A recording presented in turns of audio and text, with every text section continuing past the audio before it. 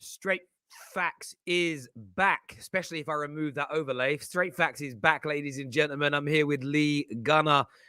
Pierre-Emerick Aubameyang is stripped of the Arsenal captaincy. He is dropped from the West Ham squad. Martin Odegaard, a.k.a. Gibraltar, is one of the leading candidates to be the next Arsenal captain. We're going to talk Rudiger to Manchester United a little bit later on as well. Games being shut down due to the new COVID variant. But without further ado, Lee, how are you, mate?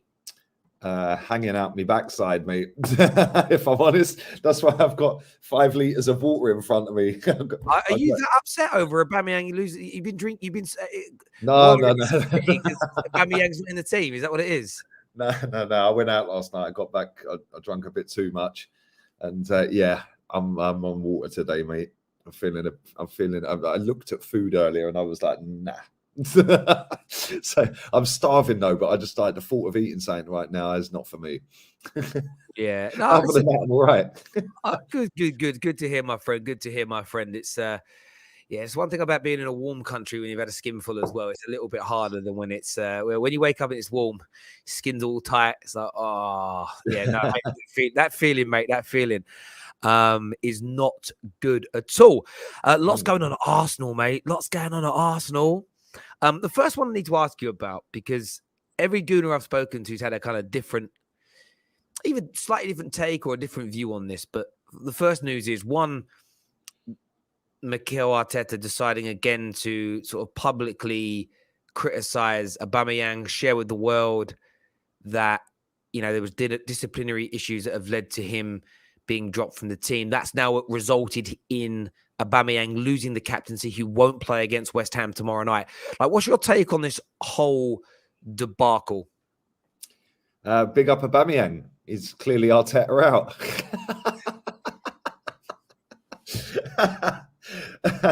Watch how many people get triggered that I've said that.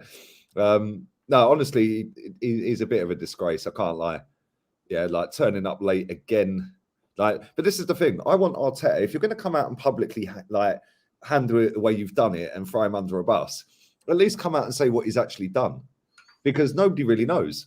So everyone's speculating it was a tattoo. Everyone's then speculating he come back late on a flight or this and that. It's like, you've come out publicly to have a pop at him and out him, but you ain't told us what he's done.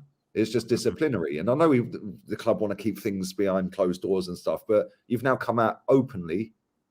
Like, you've opened them closed doors and you've come out and said Aubameyang is disciplined and blah, blah, blah. It's not the first time he's done it. Why is it only this manager out of the 3 that have managed him at this club he's had an issue with? Because he had never had a problem with Wenger. Yeah, he never had a problem with Unai Emery. Or did he? But it just went public. I don't know. But it's 2 or 3 times this has happened with him now. And I feel like, I said this on the show I did a minute ago, like sometimes you have to make special circumstances or special feelings or things for certain players. You have to manage them properly. Yeah, Aubameyang is clearly a bit of a twat. I think we can see that by the way he's done it again. But having said that, this is your talisman. This is your top scorer, albeit not this season at the moment. He's your highest paid player that you agreed to get him on that deal. He's your captain. Maybe put an arm around him and say, listen, what's the matter, mate? Yeah, but I'm adamant he don't like Arteta. I'm adamant. Yeah, you just got to look at the way his performances have just declined. The way we play football, we just sit back. It's not designed for him. Yeah, he's this 18-yard box. That's it. Anything outside the 18-yard box is useless. Yeah, now he's running up and down. I don't just blame Aubameyang. I blame the manager for this as well. Both of them. Yeah, people say, oh, you've got an agenda anyway with the manager. Yeah, I have. I don't like him. Yeah, I don't like him at all. And the way he's and the thing is, if this was just in isolation with Aubameyang, like just him being an issue, then I'd say, yeah, 100% on him. It is on him, but it's also on the manager. But then you look at Guendouzi's situation, the way he handled that. You know, and then the Pepe situation where he's just constantly bench. Then you look at the Granit Xhaka total loving from this manager. I can see why players get the ump, because Granit Xhaka's flirted with Rome, all summer, and then we've given him a new deal, and he's straight back in the team as soon as he's fit. And it's like, I can see why people get the ump. Maitland-Niles put an Instagram post out in the summer. I just want to go somewhere. I want to play football. I just want to be loved. Yeah, he's played a couple of games, put him in the team. Then he got man of the match against Watford. Now he's benched him ever since. Eddie Nketiah comes on before Pepe. Yeah. Like, his management skills are in the gutter, man. Mate, I can understand. Do you know what it is, right? I'm not a big fan of airing dirty linen in public. However, if they were going to strip him of the captaincy, then there had to be a preempt. Because if today, out of nowhere, so if they'd have lied on Saturday and said that he's not in the team because he's unwell or he's got an injury, and then stripped him of the captaincy, right now everybody would be scrambling around and scurrying around like rats trying to find out and understand what's going on. So the fact that we're going to strip him meant they had to kind of air it publicly, I feel. Or either way, the fact they did it publicly meant they had to strip him. So either which way, it's ended up with him losing the captaincy. There's a lot of reports, and I was reading some stuff in The Athletic earlier on today. There is he broke COVID protocols earlier on in the year to go and get a tattoo. This isn't the first time that he's reported late back. There is still this element that I'm confused about, and I do think Arsenal owe their fans a proper explanation, because what I have read is that he went, I want to say to France, but I could get the country wrong, but he went somewhere to pick up his sick mother, and he's returned back late. Now, I do and I don't have sympathy. When you say that out loud, it's like, oh, we're not going to give him leeway, his mum's ill, etc.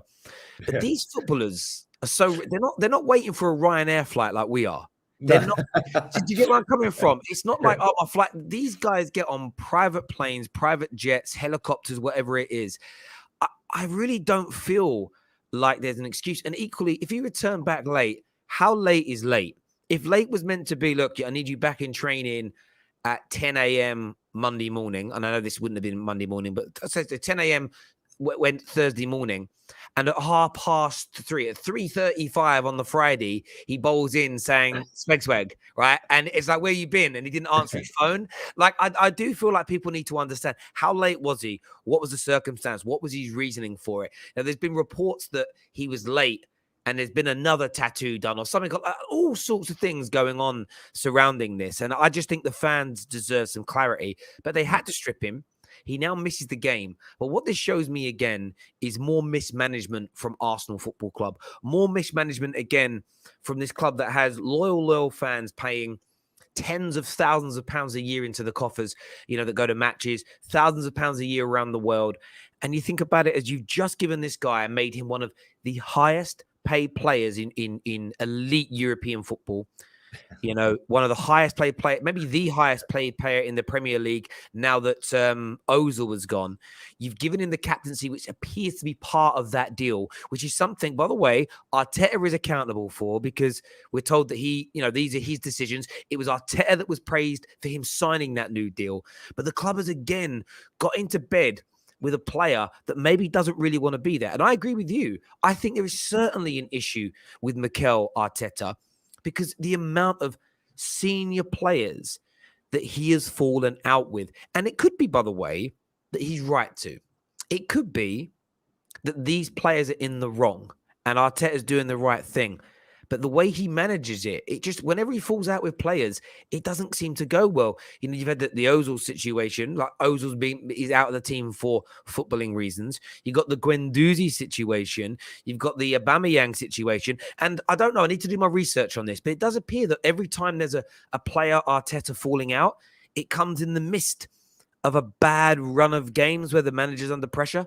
Like you go out to Villarreal and Aubameyang's late and he's dropped from the Spurs game. You get beat back-to-back by Man United and Everton. They're on two of the worst runs of form in their Premier League lives.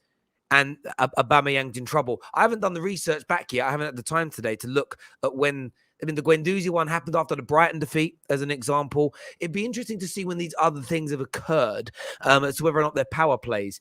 But look, Aubameyang has put himself into this position with his bad behaviour. But I think Arsenal fans need to demand more information and more knowledge around what's going on at their football club. Because for me, the amount of senior players in 2 years to have fallen out with Arteta It's a joke. It's an absolute joke.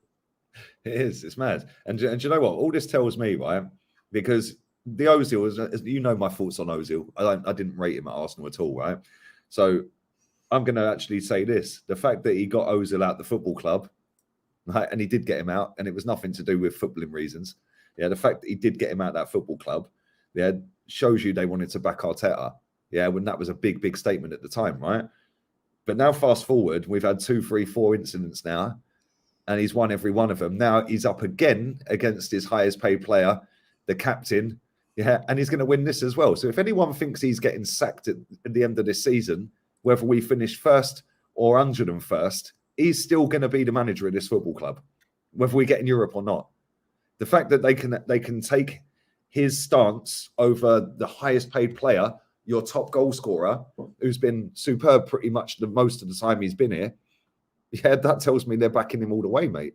And people in the comments were saying about the all or nothing's going to be lit. It ain't.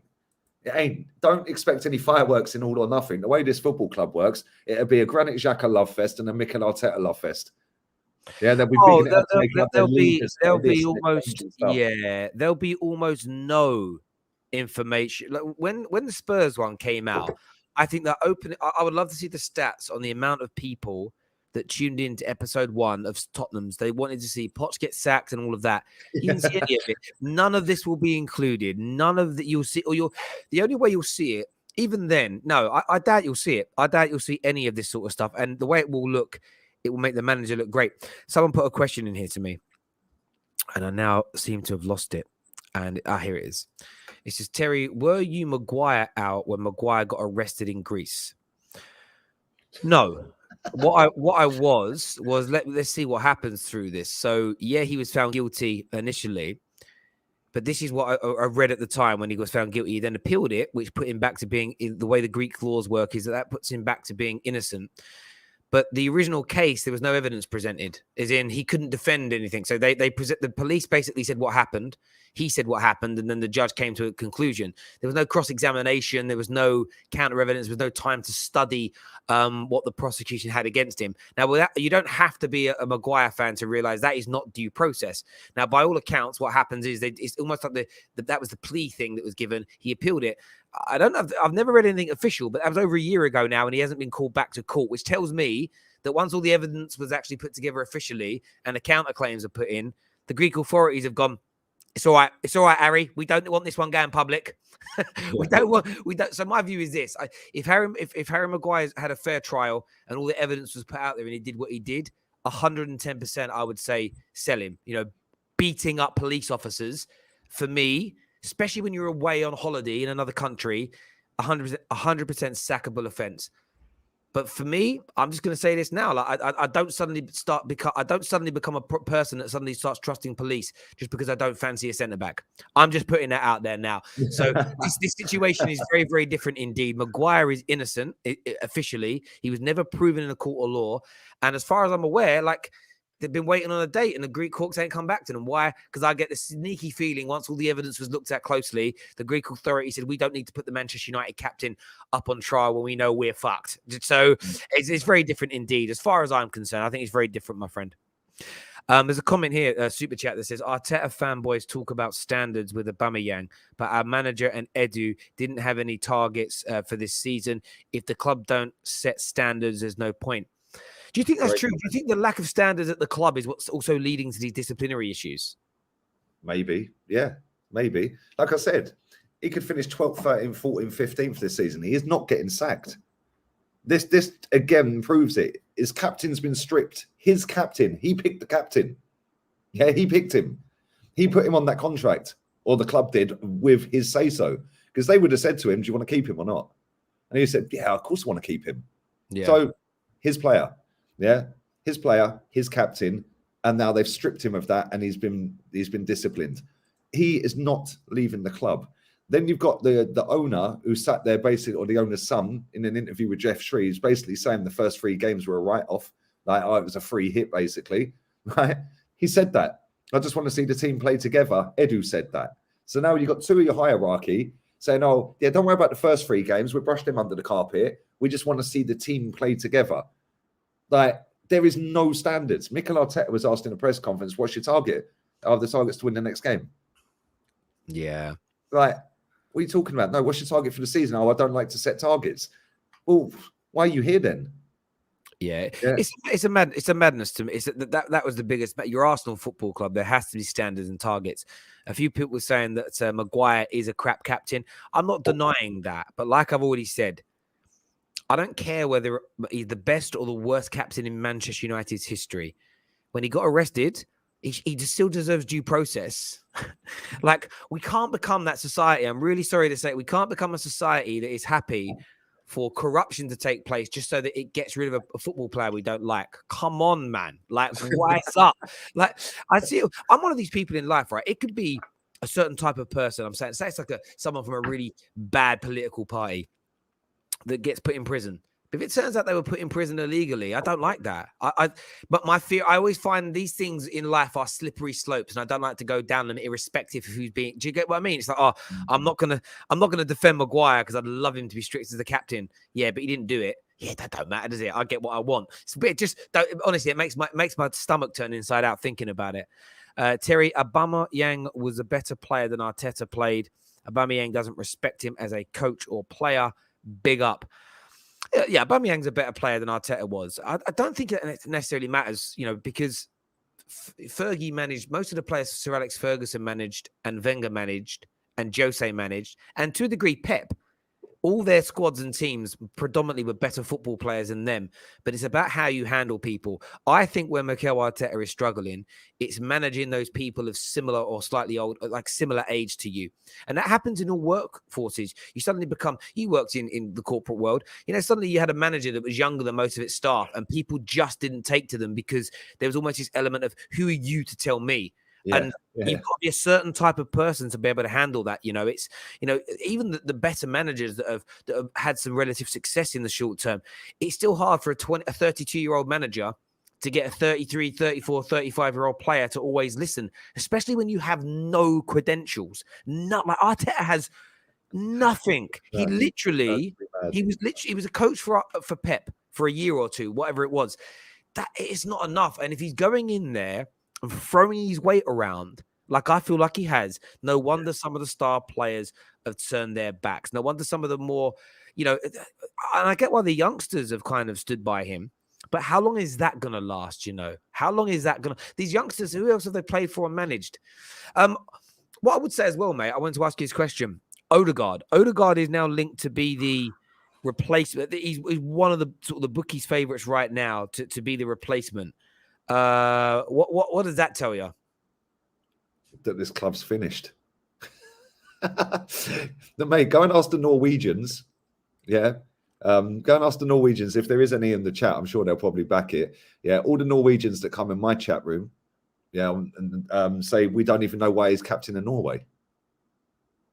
It's all PR. That's it. Oh, yeah, he's good. Oh, he's Norwegian. Oh, he's captain for them. No, okay, yeah, we'll give it to him. It wouldn't surprise me. It wouldn't surprise me if Saka or Smith Rowe got it as well. Yeah, our fans would, mate, you'd have to get the wet floor signs out if that happened. Jesus Christ. Yeah, but Odegaard has a couple of good games, and now all of a sudden he's captain material. Turn it in. I think what Arteta's doing, I think Arteta is going to give senior roles, shirt numbers, captaincies to all the players that back him. Yep. All the players that are on his side. And in fairness, that's a clever move. He's almost trying to create this mentality of, well, if I get the main players, the senior players, the important players all on my side because I give them what they want, it will help me. I still see that backfiring because there comes a point where these players see the wood for the trees. We saw this at Manchester United. Ollie did his absolute best. And in fact, Ollie kept the majority of players on side to a point where they liked him. A lot were upset when he lost his job. But they also got to that point in the end where it was, this guy just ain't it. Like what Arteta was better off doing was developing a system. And we've heard this from nearly every single top manager in football. And Ralph Rangnick has recently reaffirmed this. The best managers work with what they've got. You've got one of the most prolific goal scorers in world football in your squad, and your system doesn't accommodate him. You had Ozil, one of the best creators in world football. Now, I know you're not a big fan, but you didn't accommodate him. And I feel like this eventually, you've got someone like Saka that's highly talented, who's now only scoring 1 goal in 10 months, as an example. Odegaard's going to become the captain. Doesn't he play in Smith? You could correct me if I'm wrong. Doesn't he play in Smith Rowe's predominant position in attacking midfield? Yeah. Although they do different jobs, but they do play the same role pretty much. Yeah. Yeah. Odegaard to go out to the right-hand side more, and Smith Rowe goes out to the left-hand side more. But to play them both in the same team don't really work, mate. Yeah. So again, you're giving a kid a number 10, and I'm only playing devil's advocate. You give a kid the number 10 shirt, and then you make his main rival to be in the team captain, which means under Arteta, that means he's pretty much undroppable. So where does Smith Rowe? I don't know. I just feel like in the end, all these power plays, all these arguments, it could end up becoming. It could be the end. It could be the end of him. And there was a super chat actually that asked that question, saying, "Lee, what do you think will get Arteta sacked?" Fans revolt, or the players just all down tools completely. Like, he needs to get Pepe on side of Aubameyang. He needs to get Maitland-Niles on side. Yeah, I even put out my Insta story, so I'm sure I'll have loads of DMs from angry children later. But yeah, get a player revolt. It's clear that a lot of them players don't like him. Yeah, we've seen this for a long time. Players do not like him, mate. He's too arrogant. And the only way we get rid of him is if the fans grow a set or the players grow a set. And I don't think the fans will. They're comfortable. They're happy. They're chilling, mate. They're just happy just to see a win here and there because it's Mikel Arteta. I don't understand. I haven't understood since he's got the job what this guy has as a hold over all of these millions of people. It's not like we've just got prime Pep walking in, is it? Do you know what I mean? I don't get it, mate. The club's done. I've been telling you this for time. It's finished. We're not an elite club anymore.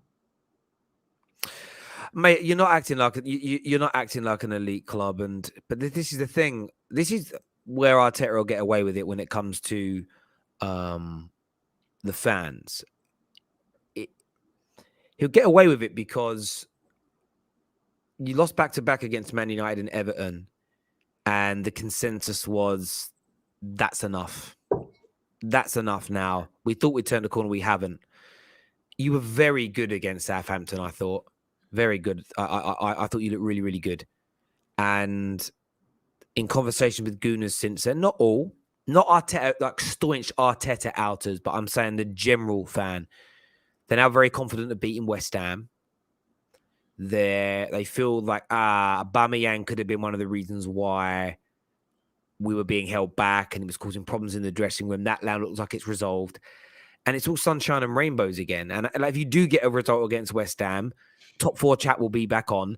And it's the perpetual cycle. Now, I'm not saying these people are going to turn out to be wrong. None of us know in our heart of hearts.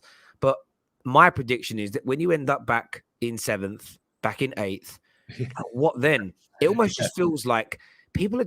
I don't know what it is. Maybe it's appearing positive on socials or whatever. That's all it is. They want to be seen as the most supportive football fan. Oh, look, he's so supportive. They don't know you, mate. They do not know who you are. So why do you care so much? It's mad to me. This guy has achieved... He won the FA Cup, which is brilliant. League-wise, he's achieved absolutely nothing. And it takes one result or one power play with a player, and suddenly everyone appears to be back on. And that's not everyone. I know you're not doing it. And I know a lot of Arsenal fans will still be very, very sceptical indeed. But it's almost... They are so desperate to be able to praise Mikel Arteta.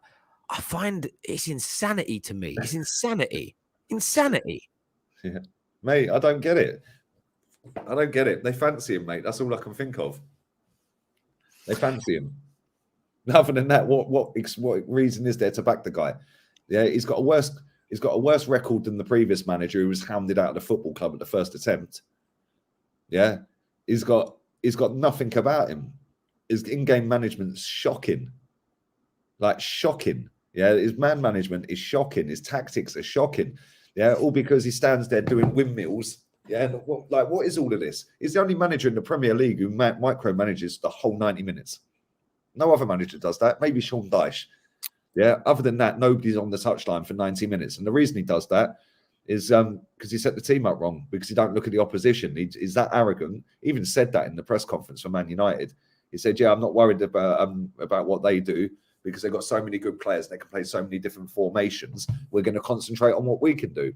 Yeah. And I was like, no wonder you stand there for 90 minutes micromanaging then, because you're not even looking at the opposition. You're setting your team up to go out there and in the way you think you can beat them. Mate, this ain't the Invincibles. Well, do you know what it is, though, mate? As well, I didn't know he said that, but that's what Pep does. Yeah, that's what Klopp does. But that's Pep Guardiola and Jurgen Klopp, two of the best managers in the world right now. Pep Guardiola is one of the greatest managers of all time, and that's how they do it. You ain't them, bruv. He ain't them. To act in that way, Arsenal Football Club, with the quality of Mikel Arteta and the quality of your squad, you almost, barring when you're playing teams in the bottom 6 or 7, you need a specific game plan for each match because you are not good enough to play your game and win enough matches. You're simply not. And I understand, you can do what Wenger did when your team on a footballing level is superior. When Wenger's team between 2000, between like 99, sorry, about 97 and about 2004, maybe a little bit later than that as well. On purely football terms, no one played better football in England than Arsenal. You weren't the most successful. You didn't win all the trophies, but you would dominate possession in the play in most games. As far as I remember, that's how it felt. Mikel Arteta and Arsenal now are not good enough to do that. So you have to be more like a mid-table team that adjusts and adapts. Go, okay, against Man United, we've got to play X way. Against Newcastle, we're going to play like this. There has to be more planning and prep. I can't actually believe what I'm hearing. The arrogance of the man is astounding. Astounding. Mate, that's him in a nutshell, mate. Yeah, he's been like that since he's been here. Yeah, he really rates himself. He really thinks he's Pep. Yeah, and it's like it's no coincidence that we play the most negative football when he was the defensive guy for Pep. Because Pep was the guy that was sorting the attack. He was sorting the defense. So it's no coincidence we sit and play like Stoke. It's ridiculous, mate. I can't stand him, man. And the maddest thing is millions of our fans have brought into it.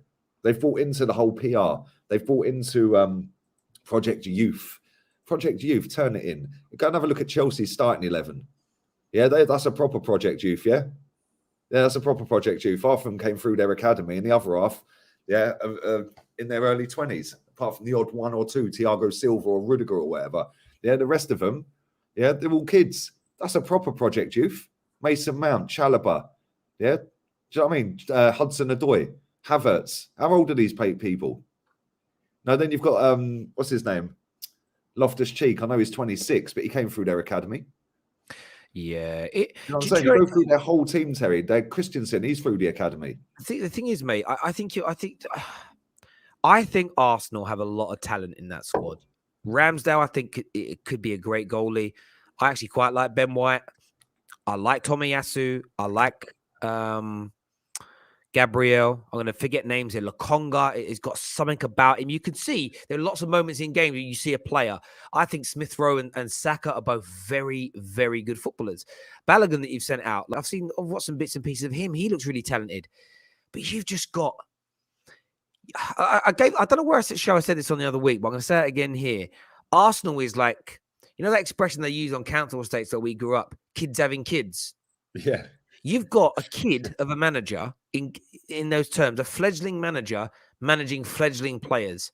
Yep. Every now and then it works. And do you know what's crazy? I know people like what Zidane did is rocking horse shit. And that isn't an attack at Zidane. It's as rare as rocking horse poo-poo, okay? What Pep Guardiola did was rare. Guardiola's one was a little different. You had the whole Barca setup behind him. I'm not taking nothing away from him, but it was different to how Arsenal are in a mess as a club as well. Yeah. Arsenal were at the peak of their powers. They were just a colossal machine. They'd won the European Cup only a year or so before that. They were in an amazing space. Doesn't mean that Pep didn't do a brilliant job. But your first job you get, taking over a big club, is hard enough. But taking over a big club that's in the pits, that doesn't have Messis and Ronaldos and Xavis and Modric's, that literally has Xhakas and Lackers. Yeah. I'm sorry to say it. It's insanity. It's absolute insanity from Arsenal. And you've got the whole captaincy debacle going on now. You can end up giving it to another wrong person. I feel so sorry for Arsenal fans. I really do. Mate, and then not only that, the technical director's a youngster. Yeah, he's 40. The owner's son is 40 or 41. Yeah, our CEO's 39. It's like you've literally got kids in charge of kids in charge of kids all the way down the club. And then people wonder why we're a mess. It's like you've got a 35-year-old granddad. Do you know what I mean? Mm. That actually has happened on the council estate I'm from. A lad I went to school with, now granddad. He's a granddad. He's my age, brother. He's a granddad, you know. Big up yourself, Tony, if you're watching. I know you're stressed, but it's okay. He had a kid at 14. I think his daughter was like a little bit older than that. I don't know what she was. She was like 17, 18 or whatever. So he's, yeah. Mad. It's a mad world to have that happen. Even Tuchel adopts to the opponent's opposition, unlike Arteta. Terry, don't feel sorry. Terry doesn't feel sorry. Don't get twisted. Sean, I'll be honest with you. I always feel sorry for football fans to a degree. Like there's banter in games. The reason I don't like how Arsenal fans are treated is because they're a working class community that's being dragged over the coals. Some Arsenal fans I don't feel sorry for because they just want to suck on the PR teat. They're on that teat. They're drinking that soured milk. They hate the taste, but they pretend they like it. So I don't feel bad for them. But I feel sad for the proper gooners out there. And I know a lot of gooners that forget YouTubers. I'm talking like my friends I grew up with that are Arsenal fans who are just at a point where they can't watch anymore. They're just beside themselves because they see how badly their club is being run. And do you know why I trust them more than anyone else? They ain't doing it for clout. They're not, excuse me for saying this, Lee, but they're not profiteering off of their club's demise. Like, they're just talking to me when we're out having a drink. And they're beside themselves. And that's why I trust them, because they're not doing it for any other reason. They're not on Twitter. They're not tweeting about it, but they feel the same. That's why when people say to me, the negative Arsenal fans are doing it for clout, I'm like, I know so many gooners that are saying the same thing that are not on socials. Yep. So that's why I feel. So I do feel sorry for them. I really, really do. Arsenal are basically a youth club now. I think that's a fair point being made there. Terry, Lee, we'll talk about the Champions League draw a little bit later. It's a really good question, though. I want to ask you quickly before we move on to some other subjects, Lee. Who do you want to be the next captain? Tierney. Yeah, Tierney. Good shout. Do you think he'll get it, though? Nope. And people will say, oh, he's too injury prone. Who cares? Yeah, he's the most decorated footballer at the football club. And he's 24 years old, 23 years old. He's won everything in Scotland. Oh, yeah, but it's only the Scottish League. Well, you still got to win it, ain't you? Like, you know what I mean? He's won trebles, for God's sake. He's the actual winner of the football club. You know? So, yeah, I'd give it to him. Him. But people say Gabriel. Gabriel's a bit of a shout as well, to be fair. Yeah, Gabriel's a shout, and he plays regular as well. But it's the language barrier with him. He don't speak English. So then people say Ramsdale is very dangerous, given a player that's just walked into your football club, the captain's armband, after about 4 months. That could all go wonky real quick. So, yeah, not yet. Thomas Partey, no chance. Yeah, no chance. Yeah, so, yeah, I'd go Tierney. Yeah, I think Tierney's got a good... I think Tierney would be my choice if I was to pick. I get a feel... I don't know why. Odegaard, just a lot of people talking about it. I could imagine Xhaka getting it back. I can imagine him doing it simply because he... As you say, he spent however many months out injured and then walked straight back into the team against Everton. Yep. Yeah, it's crazy. Mate, Xhaka's going to end up getting it. Yeah, Xhaka will get it. Yeah, 100%. And if he does get it, then that's a disgrace. Thomas Partey, should he not be the guy? I mean, he's reportedly your best midfielder. Who's reported that? Well, what I mean is when you signed him, he was like one of the, we had Arsenal fans come on here saying that he was better than Kimmich. Mate, Mate, some of the Arsenal fans' opinions are hilarious. I can't lie. They see a player and the player gets linked to the club. All of a sudden, he's the best player in the world in that position. Then when he doesn't sign for the club, oh, we didn't want him anyway. He's crap. Yeah. Who's the lad? What's his name? Houssem Aouar. Yeah, Houssem Aouar. What's happened to him now? Yeah, Emi Buendia. What's happened to him? Because Arsenal hipsters were all over them too, weren't they? Oh, yes, let's go and get Emi Buendia and Houssem Aouar. Yeah, all summer. That's all we heard. Yeah, Houssem Aouar. And then this summer, we didn't go in for him. Nobody was talking about him because it was flavour of the month. That's all it was. And it's like, when I look at players, yeah, you might look great in that league. Yeah, but the fact and reality is, are you going to be able to do it in our league in a different system with a manager who's dog shit? Do you know what I mean? You got Simeone, one of the best managers on the planet, or Arteta. No wonder Party looks at like a fish out of water.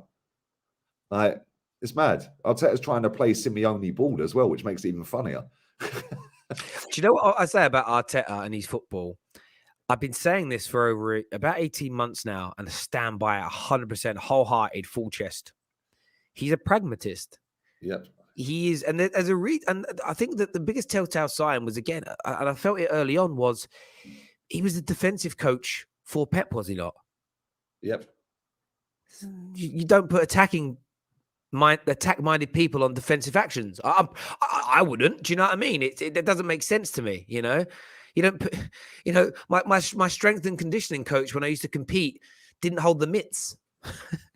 Yeah, our striking coach did because he was helping us with our striking. Equally, my striking coach and my kicking coach, I mean, normally the same person, depending on what kind of club you're at. We had a boxing coach and a Thai boxing coach in the same place. They weren't standing next to me on the weights. But yeah, it's a strange one to me, the way that's kind of worked. I feel bad for people like Lee and Adam Charles, that is, I assume, accepting Egal and Jess. Arsenal fans are delusional and think there is a conspiracy against Arsenal. Well, look, do you know what it is with Egal? What's about Egal? Egal is a gal. Jess doesn't think there's conspiracies. I'm just going to say that now. Nabil, I respect you as a legend and super fan, but you say a lot of things that Jess has supposedly said and she hasn't. So it was Egal that said they've got a title-winning defense in the making, not Jess. And you keep saying that it was her, but it was definitely it wasn't a gal. It was what's the other lad's name? Oh, Curran. That's it. Now, Curran said it as well, but Gal said it on the show with you. Like, I checked the clip the other day. It's on there. They both said it together. They both were saying it together. They both said it together. Seriously, this is why we bring the realism into the chat, into the room. Yeah, because we strip away all of this title-winning defense. Can I just make a point on that defense, right? The title-winning defense, yeah? The title-winning defense is on track to get more goals conceded than it did last season with Bellerin, Kolasinac, Louise and Holding. We've already conceded 22 goals. We only conceded 39 all season last season. But this is why I say to Arsenal fans, I'm even saying it to Man United fans now with Ralph, and this is what happens, right? I am telling Man United fans, from my point of view, stay calm, stay relaxed, stay humble. Don't get carried away with anything. You know, we're not playing tonight, but we play Brighton and we smash them 3-0, slow down. You know, if we win 5, 6, 7 on the bounce, just stay grounded. We've done this for 9 years now where we get a little bit excited and giddy over a good result or two. And we always end up falling flat on our faces. You know, you Gooners went through a run of, 10, 11 games. And I remember doing some streams where I said, look, I can see some improvement. So I think you look really, really good. And I was getting called out. You're not praising us enough, Terry. You're not being kind enough. You're not being open enough. You're salty because we look better now. You had a few clean sheets. And it's like, these clean sheets mean this, they mean that.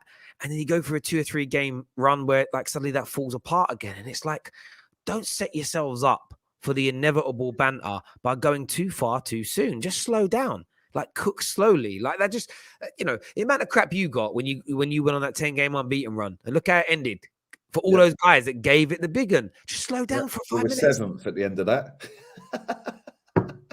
So I don't get so over the top. I've seen it for years, Terry. Yeah, Mustafi, everyone's gassing up these players, right? Yeah, like Ben White, this player, Tommy Asu, this player, they're all amazing. They're all amazing. Why are we 7th? Come on, think about it. Not only that, when Mustafi came into Arsenal, he went 26 games unbeaten. Him and Koscielny, Mustafi, they were crying. How cringe. Yeah, now you'd say Mustafi was one of the worst centre-backs we've ever had. So start looking at it in a year or 2 years' time rather than gassing players after 2 games. Yeah. No, I hear you completely on that. I do. Viewers, any questions you've got, get them in. Get your super chats in as well. Arsenal's defence is at the same level as Newcastle, is what Tom has got to say here. Again, it's not that bad, but I hear you on that. We're better in terms of shape without the ball. Yeah, right. But when we get the ball, we ain't got a clue what we're doing with it.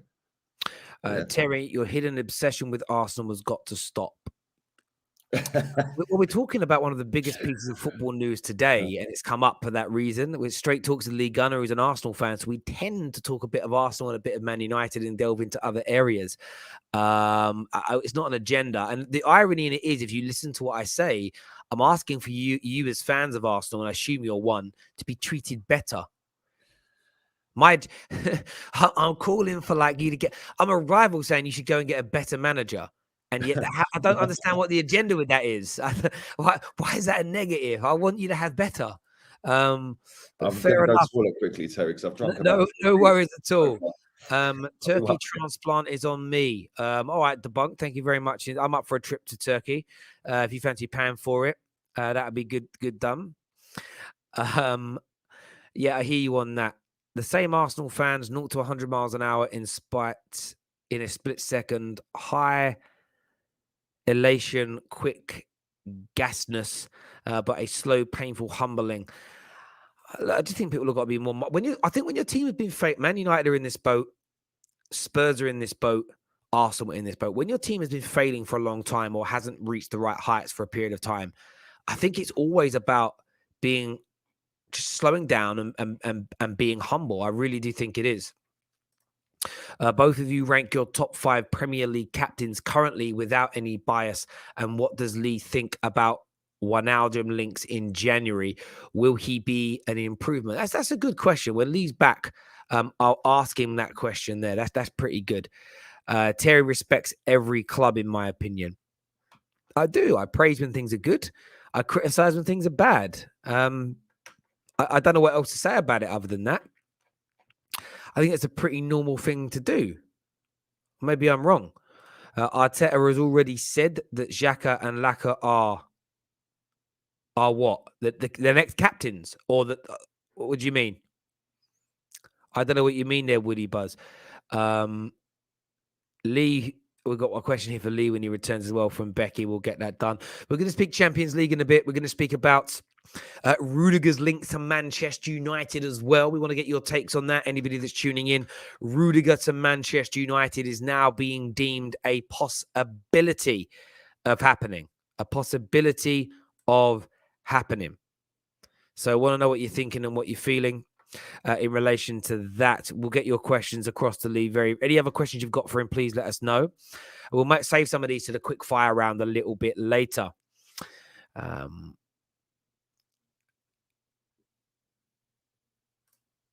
Yes, the next Arsenal captains. Wow. Lacazette. Is Lacazette even good enough for Arsenal? Most of you have been calling for him to maybe go for a long time now. So that's weird. It's a weird appointment to me. Terry, do you agree Rangnick is the German Bielsa? I think that's unfair. Rangnick's going to go upstairs and run the club, but he's not the long-term manager, Ralf Rangnick. So to call him the German Bielsa is wrong. The German Bielsa. because he's not looking to stay. Reportedly, according to Woody Buzz, Mikel Arteta has said that Laka and Xhaka are going to be the captains. I don't know if that's actually true, but I know that he was asked in the press conference who are the leaders within the camp, and he mentioned Xhaka and Laka. So I don't know whether that's actually they're going to be captains, but we'll see. It wouldn't surprise me one bit. One of them's on his way out, leaving in 6 months. Yeah, and the other one's told fans to F off before. Yeah, then flirted with another club. Then flirted with another club. Here you go. You can have the armband back, mate. Yeah, I hear you. Can you see why I get the ump though, Terry? This club is a circus, man. Literally. It's like, who's making these decisions? Yeah, it is crazy. It really is crazy. We're going to get to some of your questions a little bit later in the quick fire round, to keep those super chats coming. Champions League or Rudiger to Man United? What do you want to chat about next? Rudiger to United.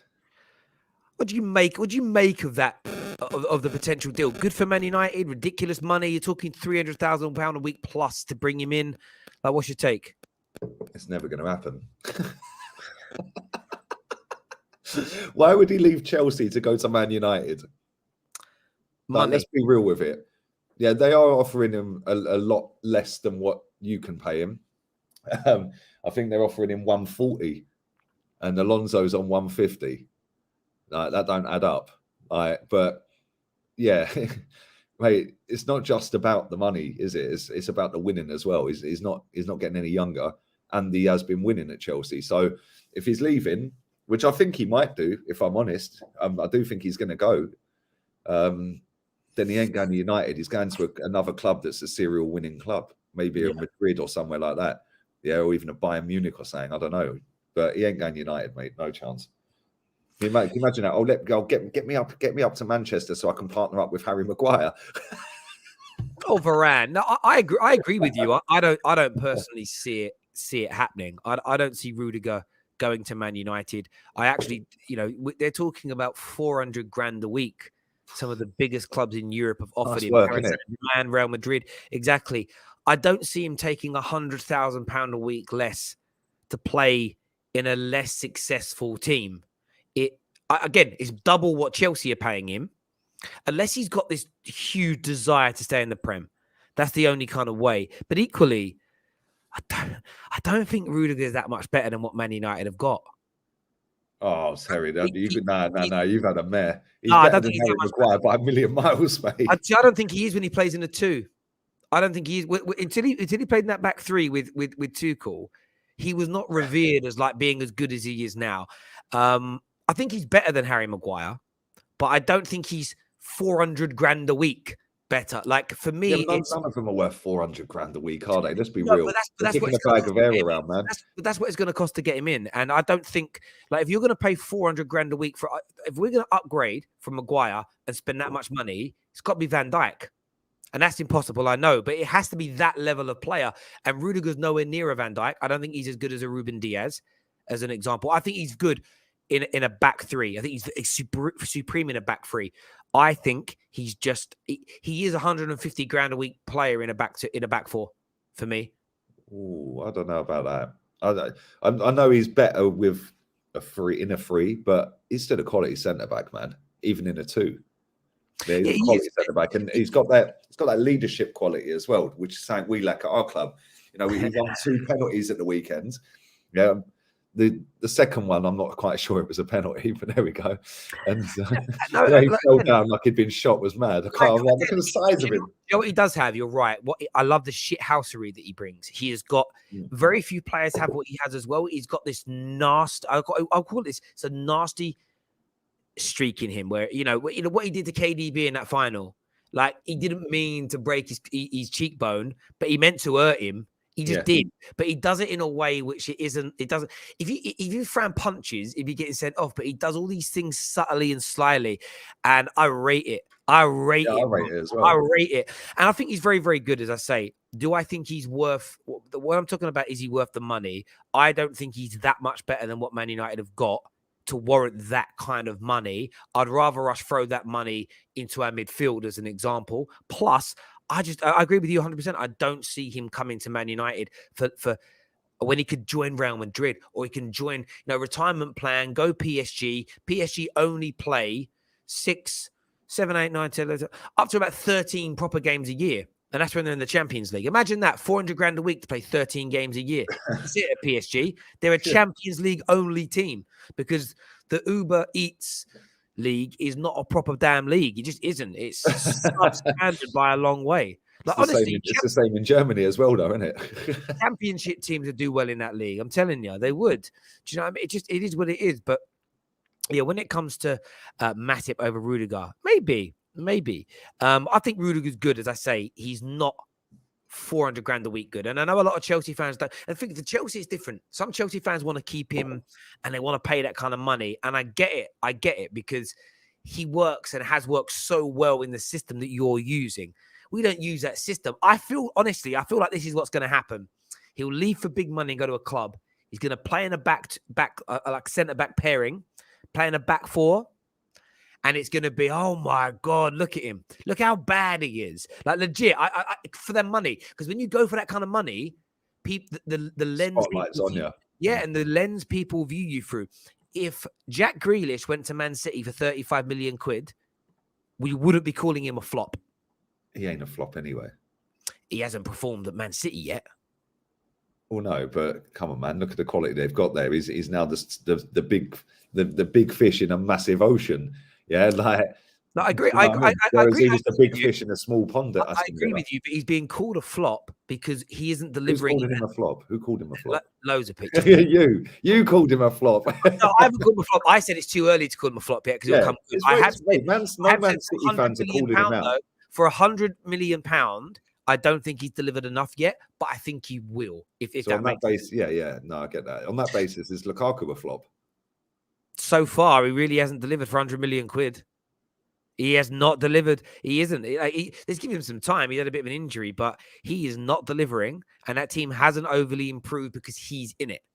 You know, he hasn't helped take them to the next level. You know, but the reason I'm not calling them flops is because that would also throw in my star signing from the summer into that category too, and I'm not prepared to call Sancho. But then I'm consistent. I'm not going to sit here and say Sancho can't be. The one difference is between Grealish and Sancho is one's playing in one of the best teams in the world with the greatest manager in the world. The other spent the season in a dysfunctional team with a PE teacher. So there is more leeway for Sancho, in my opinion. But yeah, none of them are flops officially as it stands right now. But At what point do they become flops? At the end of the season? End of next season? I think you have to look at a few things. You have to look at, I think you've got to give them at least a year to two seasons then, because you give them a year and then next year they've got to perform. But you do have to look at their age and their experience. So Lukaku, who's been in the Prem before, who's in his late 20s, has less leeway than a 21-year-old Sancho who's just started playing football in the Prem. I think that's fair. Grealish, a little less leeway because he's spent his whole career here, but he's never been at a club that was expected to win by everyone. Does that make sense? So there's pressure to handle there. But I say give the two younger lads, give me a season or two. Lukaku's got to start scoring this year, man. He has to. Big 4-4, no safety. That's what they were calling him. He has to deliver. He has to. Terry, would you say Maguire is a flop then? Great question. Interestingly, with Maguire, I won't retract anything I've said. I felt his first two seasons at the club, I thought he did very, very well. Man United defensively got better. We saw that. The way the lack of goals we conceded. In the last 12 to 9 months, his regression has been gargantuan. So yeah, he is that, because he has to be revered as a flop now, because one, he didn't maintain some of the levels he set early on. The defensive record went to pot, and he hasn't won anything. And I can't be someone that sits there and speaks about legacy in the game being highly dependent on winning trophies and then call a 75, 80 million pound centre-back signing who has regressed his own professional performances. The improvements in our defensive numbers has gone backwards to a worse point than when he joined, and we haven't won trophies. I'm always fair and consistent when it comes to reviewing players. People just think I attack other clubs when it talks about them. But no, I agree with you, Marcus. He has gone. Now, if he can improve again, help get our defense back to where it was, start conceding less and less goals. I mean, 2 games under Ralph, we haven't conceded goals. But if we could go back to that defensive solidity we had in his earlier days and we start winning trophies with him, it might change. But as of now, yeah, you're right. Absolutely right. Simple as that for me. Seaside Mustafi is better than the fridge. Facts. Who's the Seaside Mustafi? Oh, Ben White. Ben White. Benjamin. It's Benjamin, mate. You can't call him Ben. Doesn't he like it? No, he don't like it, mate. You got to call him Benjamin. Do you know how he likes his donuts? Probably with chocolate in them. What? It's such a bad joke. Now he likes his donuts. He likes his donuts He likes his donuts. It's such a bad joke. I can't even say the punchline. He likes his donuts with jam in. Benjamin. I love bad jokes. Like really bad jokes are my favorite jokes in the whole world. They really are. I've got one, but it's so offensive. I'm not going to do it. It's stupid, but I can't because someone will take offense. Oh, isn't that? Don't do it. Don't do it. Don't do it. Oh, it's brilliant though. It's not even offensive. No, I'm not going to do it though. I'm not going to do it. Yeah, dad jokes are the best. Exactly. Dad jokes are my favorite. Some people on here, Terry likes dad jokes. I am a dad. Someone said to me the other day, like, well, I was dressed and they were like, you dress like a dad. And I was like, yeah, I'm a dad of 3, you prick. Like, what? I am a dad. I'm at that age, bro. I'm at that age. But there we go. Champions League draw, bruv. Ooh. Champions League draw. Have you ever seen anything like it?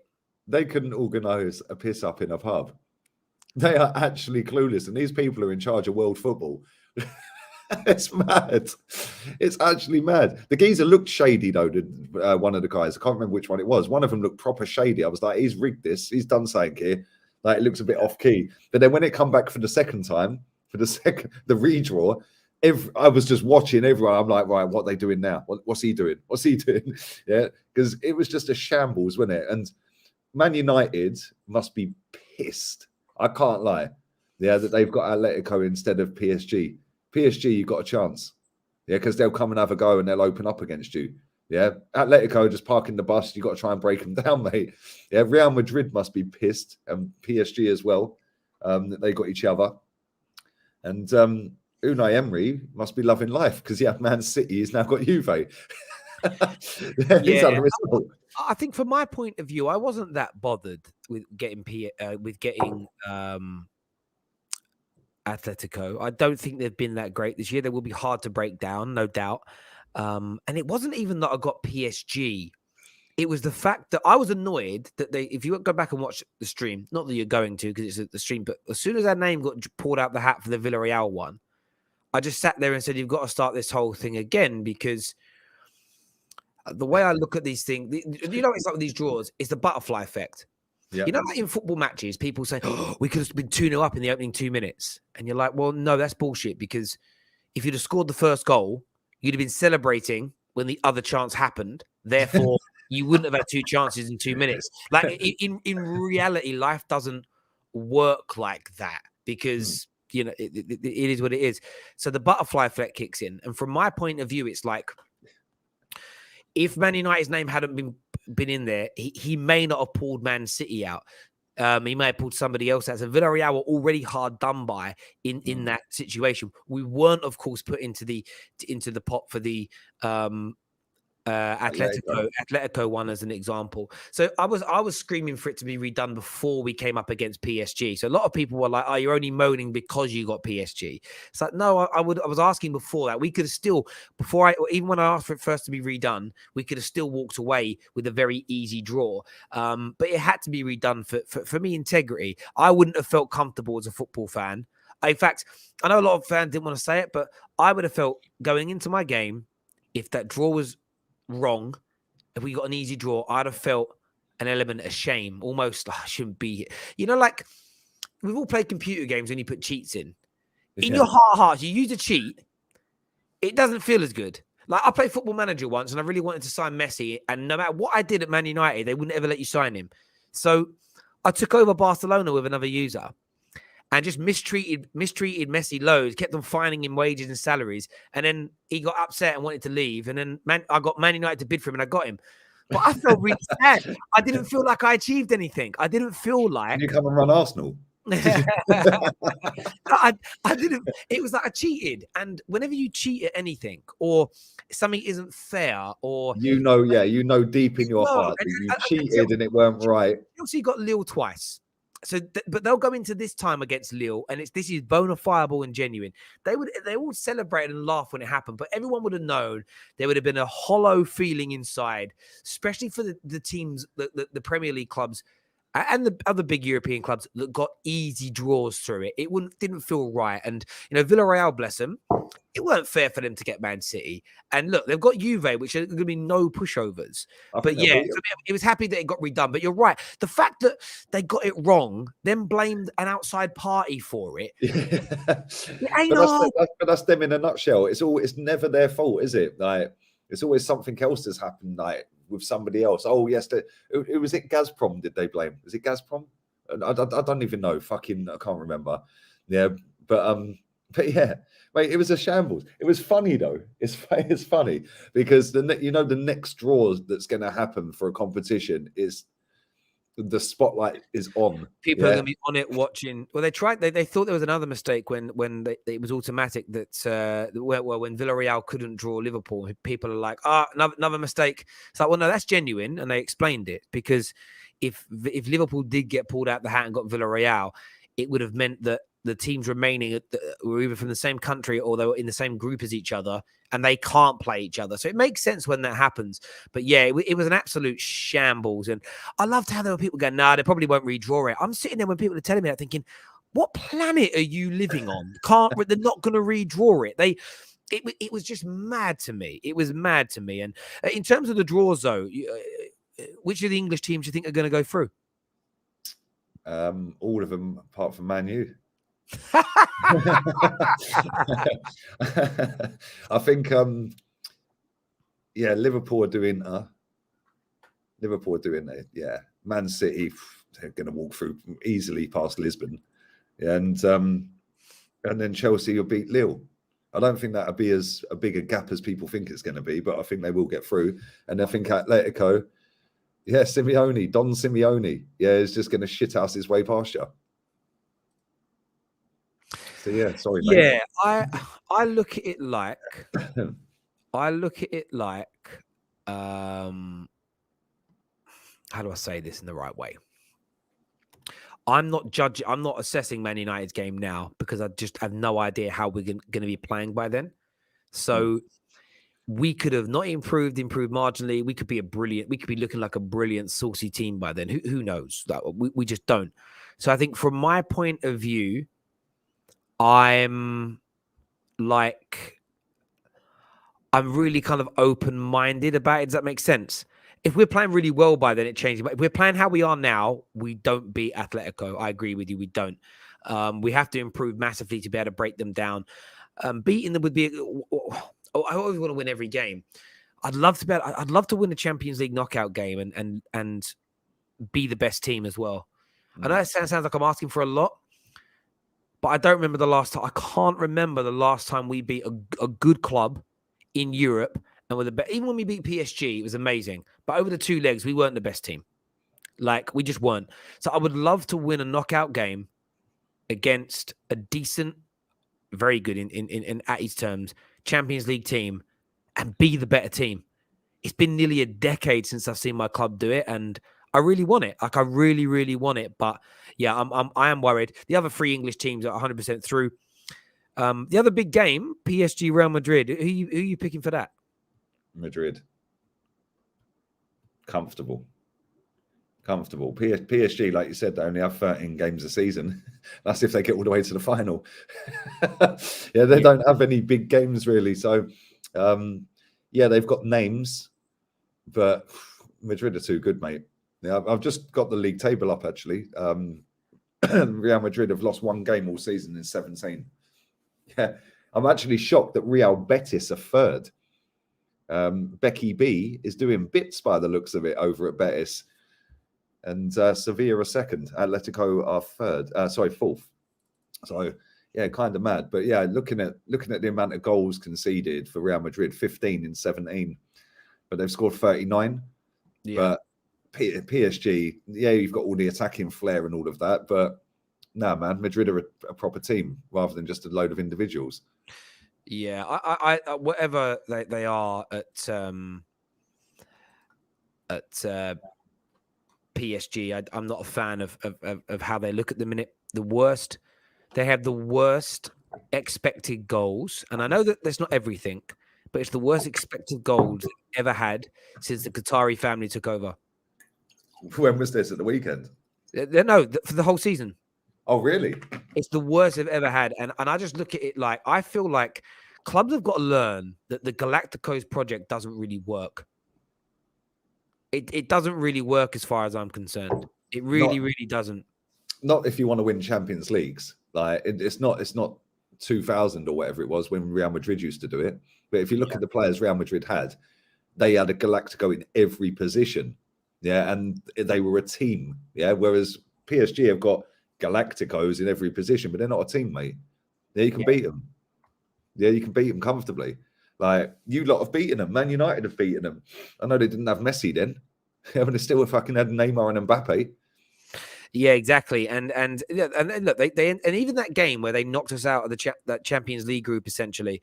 I know we lost the next game to RB Leipzig. Fred got sent off and then they beat us. Or they scored, then Fred got sent off and they beat us. We had chances before they scored to go ahead in that game. And there's no way with Ollie as our manager, with our squad versus theirs, that we should have even been close to them. They're just not coherent as a team. Very quickly, just some breaking news that's come out in the last like hour or so. The nominees for the 2001 Men's FIFA Pro 11 have been made. No Mohamed Salah. Wow. But just so everybody knows, because there is a shock inclusion. One of the worst midfielders in the history of world football, Bruno Fernandes, has been included. Bruno Fernandes, that's it. Was voted in the top 20 players for World Player of the Year. He's in the final nominees for the World 11. But yeah, he's a really bad player, I've been told. This is the shortlist, as we can see here, put out by Squawka. Alisson, Donnarumma, and Mendy. Alba. I always get confused with those two. For whatever reason, their names confuse me. Oxlade-Chamberlain. Alexander-Arnold. Bonucci. Dani Alves and Diaz. Busquets, Bruno Fernandes, KDB, De Jong, Jorginho Kante. And then the attackers are Ronaldo, Neymar, Messi, Mbappe, Lukaku, Lewandowski, Haaland, Benzema. That is the final nominees for the World 11. That is what it's going to be there. Shocked not to see Mohamed Salah on there? Yeah, that's mad. I can't lie. That's crazy. Who would you take out of the attackers for Mohamed Salah? Who would you remove? Mbappe. Why Mbappe? Well, look at the other strikers. What's wrong with that? You got Lewandowski in there. Lewandowski stays. Ronaldo stays. I'd take Neymar out. Maybe, but no, I'd go Mbappe. I'd take Mbappe out. Mbappe can be shut down. I know Neymar can as well, but Neymar's got more about him. Do you think he's a little bit overrated? Mbappe, massively overrated. Because he can run fast and he cost 1 million coins on FIFA. Everyone rates him. It's true. Listen, he's a good footballer. Of course he is. Yeah. And he's got that star look, hasn't he? Yeah, he's French. He plays on the left. He can play down the middle. He's rapid. Thierry Henry comparisons left, right, and centre. Yeah, the fact is, like, he's mad overrated. I've seen him play games where he can barely get a touch, mate. Yeah, like the ball bounces off of him, or he's in the penalty. I think it was, what was that cup that they ended up winning? And Benzema scored the screamer. It weren't the Euros. It was the Nations League. Yeah, mate, he was shocking. He was absolutely shocking. Yeah, and I watched all of their games. He was pony in most of them.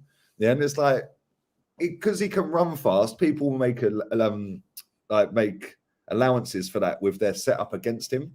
So they'll just say to their fullbacks, "Yeah, don't go forward. Yeah, just stay there, mate. Yeah, we'll sit deep. Yeah, in and around the penalty box. Yeah, with a low block. Yeah, he's not that great, mate." Yeah. I look at Mbappe. I feel like what I've always said about Mbappe is he was brilliant at the World Cup a few years ago, no doubt. He's been brilliant in the Champions League for PSG. Hasn't won it yet, though. Yeah. I feel like he needs to go now into a proper league. He needs to now go and play at a very high level every week, every single week, and test himself. I look at the difference between him and Haaland. Haaland's gone to do it in Germany and he's killing it. killing it in Germany, killing it in the Champions League. And you know what? Plays for a much lesser nation and has done well on an international level as well, personally. Like Haaland on an international level will never be able to achieve what Mbappe has done. So I sometimes feel a little bit sorry for what Lewandowski, Zlatan Ibrahimovic as examples. They can never be expected to achieve what an Argentinian, a Brazilian, a Frenchman, a German does internationally, because generally speaking, their nations are just not as good at football when it comes to their national sides. But Mbappe now needs to go. He needs to go and do it in a proper league. He needs to go and do it in the Prem, the Liga, Serie A, or Germany. He's got to go somewhere where it's recognized. Because for me, there's the top 4 leagues, and then I don't care about everybody else. League-wise, those other leagues are so substandard. It is unbelievable compared to those leagues we're talking about. So I'm not saying that he is that he isn't top class. There's a comment here actually. Sorry, mate. This is the thing. There's a lot of people in the chat that can't understand and comprehend what I said because they're thick. Yeah, I never said he's crap, did I? These people are going on like I said he's crap and he's useless. He's overrated. Yeah, he scored 27 league goals in a league that I could probably score in. Like, come on, seriously, you're playing in the best team in the shit league. Although I do think that league's better than the German league. The German league's rubbish. That's the worst of the lot. Well, do you know what's interesting about that, though, when you speak about the German league? Thank you, Ray, for that super chat, my guy. I've had this conversation so many times on the terrace with people where they're like, Bundesliga tax, Bundesliga tax, Bundesliga tax. I'm like, cool. Then don't keep telling me that Lewandowski's better than Harry Kane. This is when Harry Kane was scoring in his pomp. And they're like, well, he is. I'm like, well, he can't be, though. If all these Bundesliga goals are worth 50%, 20%, whatever it is, of Premier League goals, his total goal outputs is lower, right?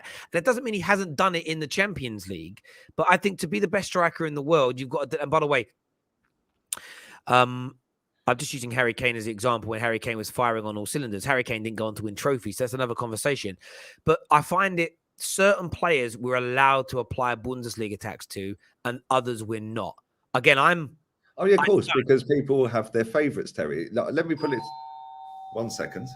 All right, mate, no worries. Maybe Arteta's turned up. He's found you. Yeah, like I look at this. I think Lewandowski, by the way, I think Lewandowski's brilliant. I don't apply any sort of tax to him ever. I'm going to mute that because I don't know what's going to be said behind the scenes there. But I look at it from the point of view of you either apply that tax or you don't. And if you apply it to Sancho, you apply it to Lewandowski. I've had people come to me saying, oh, Sane's killing it now. I told you he was brilliant. These are the same people, though, whose accounts tell me in Germany means nothing. So if it means nothing, I don't want to hear... Like, I think the German league is brilliant. Hi, Terry and Lee. I'm a Liverpool fan, and the list is ridiculous. No Salah, but Dani Alves is there. What happened? What has he done recently? Absolutely ridiculous. Well, I'm just quote tweeting man like Don Sam, who obviously says that personal awards and nominations are key to determining whether or not a player is like a star. I muted that just in case that was someone coming to do you or something, but I didn't know what it was. No, it was my food. I was like, right, that's turned up early. I was waiting to see like flashes and then guys in Bally's come in and I've been, oh, wow, this is getting viral. But yeah, like as I said, this guy's saying here about the list for the World 11 is mad. I'm just about to quote tweet Don Hassam, who's a good friend of the show, big Liverpool fan, who's told me before that, like, I've been talking about this for ages, right? And I'm so happy. So happy Mo Salah's not on there. One, I'm annoyed that Mo Salah should be, but I'm happy he isn't. Because I've been saying to people for years that personal awards shouldn't be used to determine how great a player is. Because when you watch it in real, the amount of times in my life I've seen superstar United players not on certain lists and was angry, and people said, just because they weren't good enough. Same as these guys. Don Hassam, I'm tweeting you now, my bro. Love you. But he's like, you've got to take personal awards seriously. They're the biggest barometer of how good a player is. But I'm like, I think the awards are flawed. I don't think they're right. Most of them, yeah, because it's a team sport. It's not an individual sport, is it? Right? People at the Ballon d'Or, we spoke about this thing on the Ballon d'Or. Yeah. Messi's proven to be the GOAT. He's proven to be the GOAT. He's better than Ronaldo. Yes. 5 minutes later, this thing is corrupt. How's Mendy not goalie of the year? How can it be corrupt and prove Messi's greatness in the same show? Fuck my boots. It's a mad thing. Can I just say, just on the Bundesliga very quickly as well, right? How many, take Bayern Munich out the equation because they just buy every best player in the league or nick them for free, right? And they do very well in Europe. Other than Bayern Munich, in the last, I don't know, 15 years, how many German teams have got to finals in European competitions? Now compare that to Spanish league, for example, because a lot of people are saying that earlier on were saying the Spanish league's crap. Yeah, and everyone just parks the bus and it's just boring. Yeah, like when you compare the Bundesliga to every other league, yeah, it is crap, man. Seriously, the level of quality is League One standard from maybe 6th down, if that, maybe 5th down. Yeah, it's mad. It's literally mad. I think the last time a team got to a Europa League final from Germany was 2009. Do you know what I mean? Since then, Spain and England have just dominated the finals, haven't they?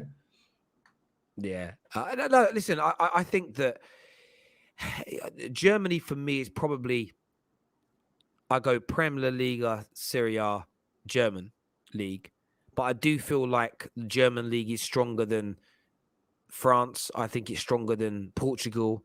And then you go beyond Portugal and France, I'm going to sound so harsh, the rest are nothing.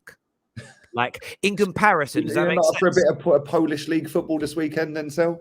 Nah. Honestly, I feel like, honestly, and I might be being flippant here, I look at it like, once you go beyond the Portuguese league, I think with a little bit more money, some of the championship teams could do well in those other leagues. Like Scottish League wise, Scottish League, I think if you put the best 2 championship teams in Scotland, they win the Scottish League. You think? Yeah. Nah, I disagree with that. No, I think they'd do it. I think they'd do it myself. I think they'd do it. Don Hussim's tweeted me back saying, "Why are you atting me?" You know why I'm atting you. You know why. He's not having it, mate. Oh, it's funny. I love it. Because you made the claim, my bro. One sec. I've got to tweet him back. That's all right. I'm just going to put laughing emojis. I know you get it. You don't need me to explain it to you. Love it. Will Scotland beat the Ukraine? I don't know. Maybe. Yeah, they've done well recently, Scotland. Scotty Kieran Tierney, mate, all the way. That's all you need. Just put Tierney in the team. It'll be fine. Just take McTominay out. Yeah, keep him nowhere near that starting 11. And you got a chance. Yeah, we'll see what happens. We'll see what happens with that one there. We're going to go into the quick fire questions now, ladies and gentlemen. So if you want to get any questions into Lee or myself, make sure you get that done now. It's going to have to be quick fire as well, Tel, because I'm on live in 20 minutes with rants. Cool. We'll get that done. Members and super chats, let's get that done right about now. Let's go, people. Okay, so the first quick fire question we're going to go to on here is Champions League draw. League Gunner has left the chat room. He spelled my name like Gunnar Solskjaer as well, look. Oh, yeah, he has done it wrong. Lee, do you believe a better manager can finish top 4 with this Arsenal squad? Yeah, I said it all summer. Get a proper manager and we'd be probably clearing 4th comfortably right now if we'd had a better manager. Because we would have probably beaten Palace. We wouldn't have put that performance in. We might have been a bit more up for it against Everton. Yeah, we could have got something against you because you weren't that great and you scored 3 past us. Yeah. So yeah, I do. A better manager gets us 4th comfortably. Yeah, I think the squad. I agree. I think you'd definitely be challenging for it. There's no doubt. Like Arteta is the reason, in my opinion, that you're not sort of further up the echelon, further up that league table. In my opinion, I couldn't agree more. I really do agree with that. I'm just making sure I haven't missed any of these earlier chats that have come through. We had all of them. We went through them. Both of you rank your top 5 captains currently without any bias. Granit Xhaka. No, I'm joking. Top 5 captains went in the Premier League. I don't know.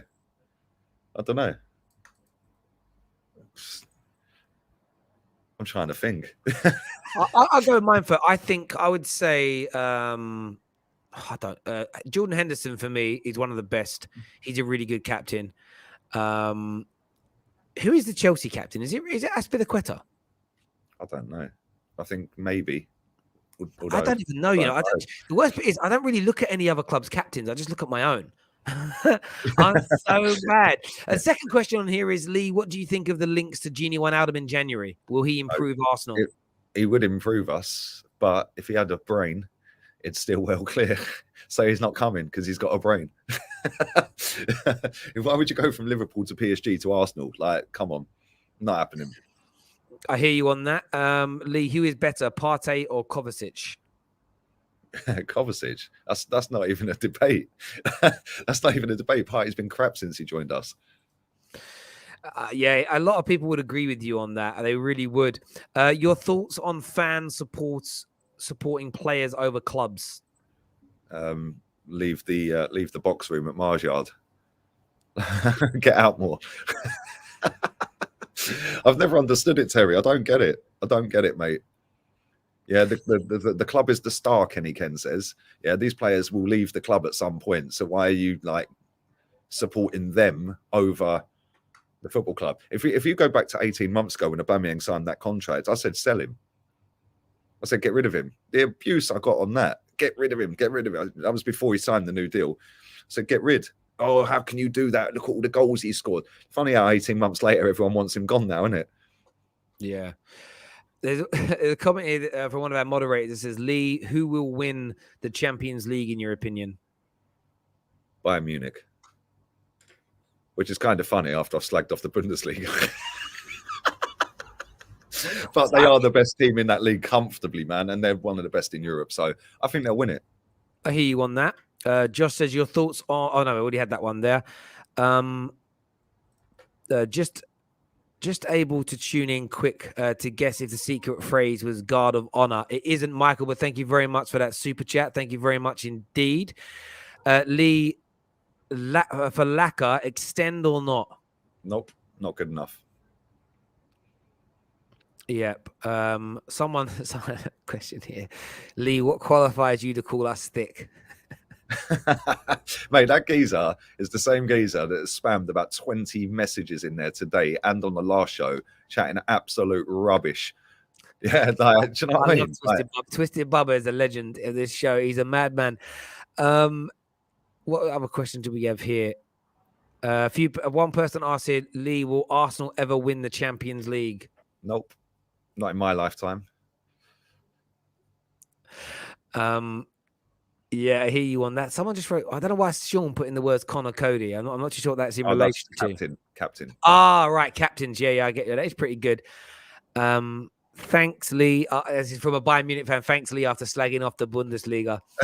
I think Bayern will win it, man. Yeah, but listen, I did say when I was slagging off the Bundesliga, I did say that Bayern Munich have the walk in that league. Yeah, they're the best team in it, and they just go and nick everyone. Yeah, they basically do in that league what Man United were doing under Fergie. The best player in the league that don't play for them, they go and get. Yeah. And sometimes they get them for free, like Lewandowski. Do you know what I mean? It's mad, isn't it? I hear you on that. Is Lee a La Liga fanboy? I used to be, but I ain't watched it for time, mate. I like watching Atletico Madrid, though. If I had to pick a team in Spain, that would be my team. And Sevilla. I like Sevilla as well. But yeah, I'm not really. Do you know why? When it was El Clasicos, I just got bored of them, mate. It was just dive, like little antics going. It just got boring. So yeah, I stopped watching it. Yeah, no, I hear you on that. Lee, when do you think Arsenal will sack Arteta, and how long will they give him? 10 years. 10 years. Yeah. Mate, if he beats West Ham, we could potentially go fourth. So, yeah, they'll actually give him a 10-year contract off of the back of that, wouldn't they? Yeah. I always wondered why Klopp didn't go for Aubameyang. Maybe makes sense now. Could be that. I don't know. It's probably more to do with the fact that he can't dribble. He can't hold the ball up. He can't head the ball. He can't play with his back to goal. He's literally just an in the penalty box striker. That's it. Yeah, I hear you on that. I think it's a good point. Especially with the way that he is that he is playing, the way that Liverpool play now in relation to that. Summer signings you thought were crap but are now good. Well, I'm going to say Ramsdale, but come and ask me that again in a year, because I've seen Leno come into the team and be good for 20 games unbeaten, and then be absolutely crap for the next 12 months or 18 months or whatever it is. So yeah, Ramsdale is done brilliant. He's been sick, man.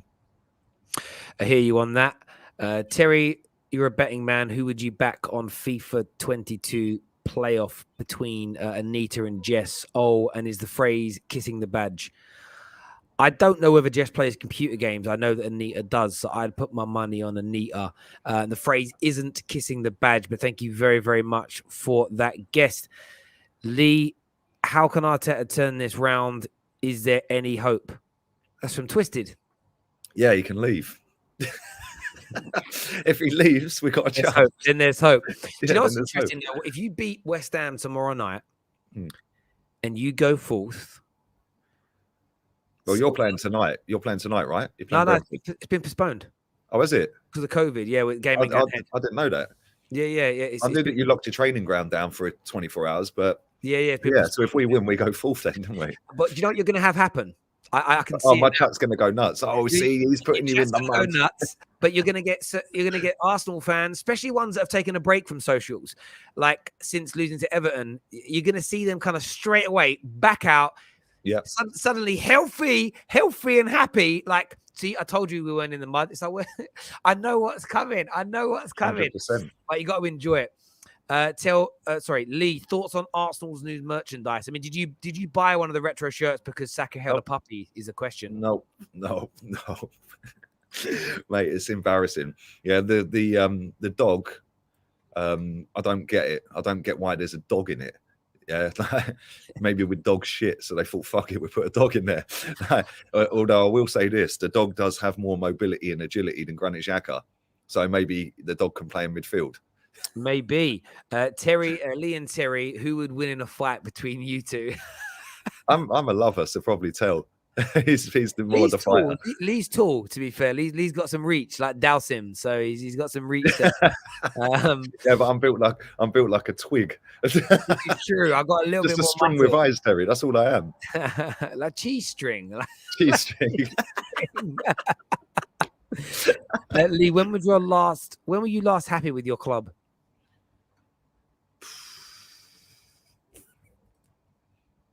That's a good question. Probably around Champions League final, around then, 2006. Because then after that, it just all went downhill, didn't it? So even though we've won some cups and that, and it's been great, we've still been a shambles. So yeah, probably Champions League final around that sort of time, maybe the next year. Yeah, again, I feel a bit the same as you. Like the last, even though we've won FA Cups, Europa League, and everything else, like I was happy with those moments. But the last time I was truly happy with Man United now was like 2013, and even then I had little elements I wasn't happy with. I didn't feel the squad was good enough. I didn't feel like our football was evolving into the modern day game. So I would honestly say the last time I was truly felt blessed with my club was 2009. It's been 12 years now since I actually was like, I love where we are. We're the best around. We're where I feel we should be based on what we spend and size of the club. And even though we still won more titles after 2009, when you look back now, especially with hindsight, you realize we were declining. You know, Wayne Rooney was right to question the ambition of Man United. And that was where the fans was, because Fergie was still there. We were still like, nah, Rooney's wrong. You go back to it now. He was so fucking right. He's so right. It's always the same, isn't it? Van Persie leaving Arsenal. Oh, he's a snake. Well, he ain't, because he went and won a title because he didn't like the direction the club was going in. Yeah, Alexis Sanchez is another one. Like, and you had it with Rooney, and they're right. At the time, they're going to get mad abuse. They're going to get hounded. They're going to get everything thrown at them. Yeah, but when you look at it years later, they're right, all of them. No, I couldn't agree more, mate. I really, really couldn't. Everyone that's tuned in, a massive thank you to each and every single one of you. We're live tonight after the Man City Leeds United game. Do me a big favor before you go. Smash the like button. please subscribe to the Football Terrace. Lee, a pleasure as always talking, mate. Thank you, mate. Everyone who's tuned in, thank you. Take care. Goodbye. God I'll take bless. her out. And we'll see you all again soon.